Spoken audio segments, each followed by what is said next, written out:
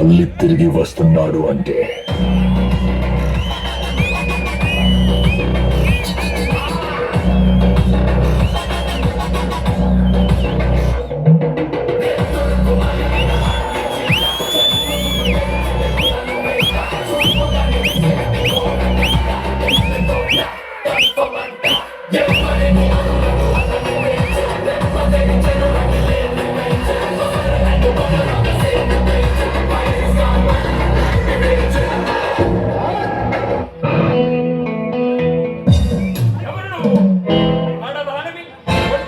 ఇక్కడికి ఎందుకు వచ్చావు? నమస్కారం సార్, నా పేరు ప్రసన్న. నేను జర్నలిస్ట్ ని. మిమ్మల్ని కొన్ని క్వశ్చన్లు అడుగుదామని వచ్చాను. చెప్పండి, మీ పేరు? అది తెలియకుండానే ఇంత దూరం వచ్చావా? ఎంత తెలిసిన వారైనా ఈ టైంలో కామన్ గా అడిగే క్వశ్చన్. అయితే రాసుకో. నా పేరు అగ్ని, కేర్ ఆఫ్ ప్రజల హృదయం. ధర్మం నా ఇంటి పేరు, న్యాయం నా వృత్తి పేరు, నీతి నా అసలు పేరు. చాలా ఇంకేమైనా కావాలా? కానీ మీరు దొంగతనం చేస్తారని, అన్యాయంగా ఇతర ప్రాణాలు తీస్తారని ఎంతో మంది చెప్తున్నారు. దీనికి మీ సమాధానం? దోపిడీలు చేశాను. ఎవరినో తెలుసా?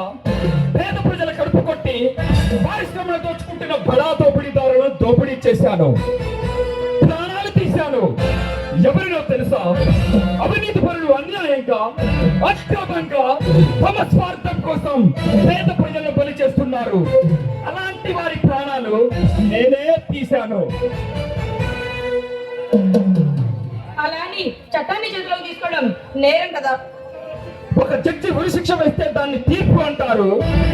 ఒక పోలీస్ కాల్సి చెప్తే దాన్ని ఎన్కౌంటర్ అంటారు. అదే పని నేను చేస్తే దాన్ని హత్య, నేరం అంటున్నారు. వాళ్ళందరూ చట్ట ప్రకారం చేసుకుపోతున్నారు, కానీ మీరు మాత్రం చట్టాన్ని చేతిలోకి తీసుకోవడం చేస్తున్నారు. చట్టం, న్యాయం, ధర్మం, వాళ్ళంతా చట్టం ముసుగులో చేస్తున్న నేరాలు చూసావా? నల్ల కొట్టు వేసుకుని న్యాయ దేవతకి కొలువు పెడుతున్న వారిని చూసావా? ధర్మం పేరుతో సమాజంలో పెద్ద మనుషులుగా చలామణి అవుతూ పేద ప్రజలను పీల్చి పిప్పి చేస్తున్నారు. అలాంటి వారందరినీ నువ్వు చూసావా? కోర్టుకు కావాల్సింది సాక్ష్యాలు, నాకు కావాల్సింది నిజం.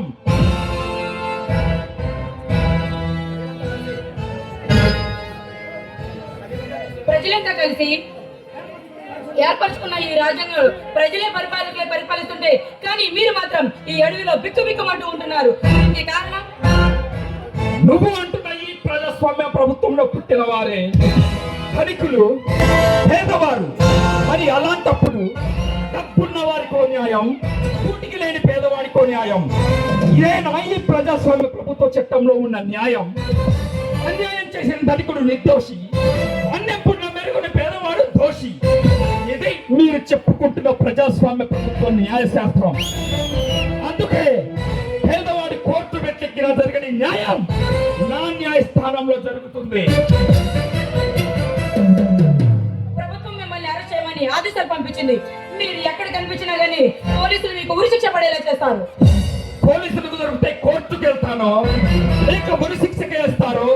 తరువాత సంగతి. కానీ కొంతమంది రాజకీయ దగ్గరపాచి నా కొడుకులు కులం పేరుతో, మత పేరుతో విద్యార్థులను చూస్తే రౌడీలుగా, గుండలుగా మారుస్తున్నారు.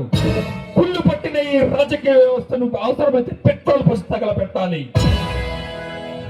ఆయుధం పట్టక తప్పదు. వేట మొదలైంది. నేను చేసే ఈ మహాయజ్ఞంలో పగపగమండే అగ్నికరమే అవుతానో చెప్పలేను. ఈ సమాజంలో ఇంతమంది ఉండగా మీరు మాత్రమే ఎందుకు ఇలా చేస్తున్నారు? ఎందుకు ఈ మార్గాన్ని ఎంచుకున్నారు? శభాష్. నా ముందుకొచ్చి నా గతం గురించి ఇంతడేరుగా అడిగిన మొట్టమొదటి వ్యక్తి.